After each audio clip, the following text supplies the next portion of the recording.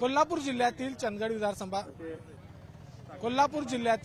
विधानसभा मतदारसंघाचे आमदार शिवाजी पाटील यांनी शक्तीपीठ महामार्ग हा आपल्या विधानसभा मतदारसंघातून जावा याच्यासाठीचं पत्र आहे ते सरकारला लिहिले आहे आणि आज गडिंग्लजमध्ये शक्तीपीठ महामार्ग व्हावा याच्या समर्थनासाठी मोर्चा आहे तो पदयात्रा आहे ती काढलेली आहे आणि यामध्ये शेतकरी आपले 7 बारे हातात मध्ये घेऊन आहेत ते या ठिकाणी आलेले आपल्याला पाहायला मिळतात। मला सांगा तुमच्या हातामध्ये हे काय आहे आणि तुम्ही हे 7 बारे काय घेऊन आले? शक्तीपीठ महामार्ग व्हावा म्हणून आम्ही आपले 7 बारे घेऊन आलेलो आहे आणि तो शक्तीपीठ महामार्ग झाला तर आपल्या भागाचा विकास होणार आहे आणि तरुणांना नोकऱ्या धंदे हे असं सगळ्या बाजूने विकास होईल। त्यासाठी आम्ही आमचे आमदार शिवाजीराव पाटील यांना पाठिंबा देण्यासाठी आमचे उतारे घेऊन इकडे आलेलो आहे। पण याच मार्गाला समांतर एक महामार्ग असताना मग शक्तीपीठ महामार्गाची गरज काय असा एक प्रश्न उपस्थित केला जातो। कसं आहे, विकास कशाला म्हणायचं हे पहिल्यांदा विरोधकांना कळलं पाहिजे। आपण घरामध्ये गाडी असेल तर दुसरी गाडी घेतो सोयीसाठी म्हणून, एखादं घर जुनं झालं असेल तर नवीन घर आपण बांधायला काढतो। त्याच पद्धतीनं हल्लीचं जग हे फास्ट आहे। पूर्वी कोल्हापूरला जायला आमच्या इथून 3 तास लागायचे, तोच प्रवास शक्तीपीठ महामार्ग झाला तर निम्म्या वेळेवर येईल।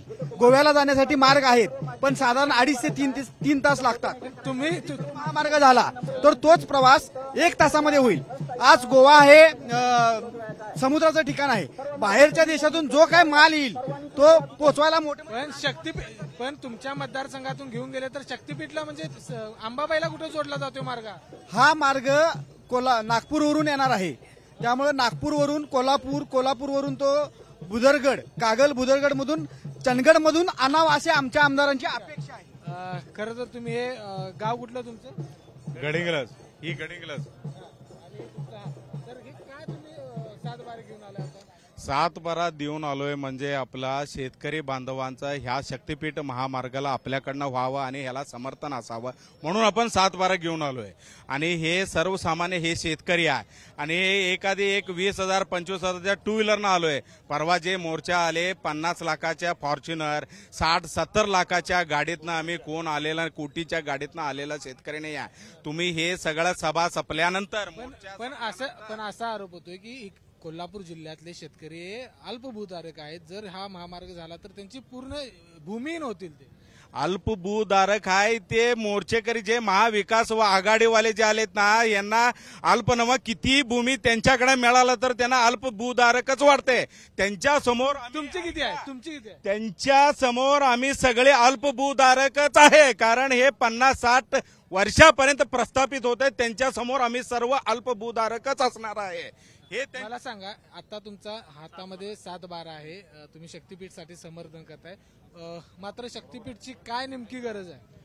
ह्या शेतकऱ्यांना साहेब हजारो शेतकऱ्यांचा माल गोव्याला जातोय।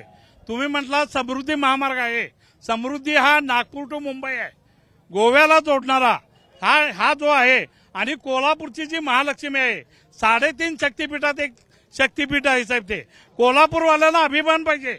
आमचा हा अंबाबाईला येणारा हा मार्ग होत आहे, नागपूरवरनं माणूस अंबाबाईला आला पाहिजे, गोव्यावरनं माणूस अंबाबाईला आला पाहिजे। यासाठी हा शक्तीपीठ होणं गरजेचं आहे।